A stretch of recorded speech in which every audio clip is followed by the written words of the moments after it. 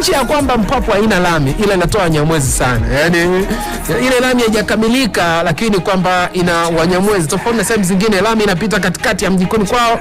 Si bai, si kondoa nini lakini mwisho wa siku ni kwamba Wanyamwezi hakuna. Kwa hiyo ukiniuliza kwa haraka Wanyamwezi na hii pia ni kwamba utaweka komenti yako. Mabinti Wanyamwezi kwa mkoa wa Dodoma katika wilaya zote wanatokea wapi? Au sio? Ni kweli. Mimi nimetaja ya kwangu hiyo licha ya kwamba ni kwamba huko hakuna lami lakini ni kwamba yani wadada fulani hivi noma kabisa Wanyamwezi warembo yani wa kujitafutia manasma nini yani Wanyamwezi wapoaji. Kwa majibu kama mengi kimi nikamwambia nikaona kama vile Mpwapwa noma. Mpwapwa noma ni Mpwapwa na shughuli nyingi sana wanazifanya.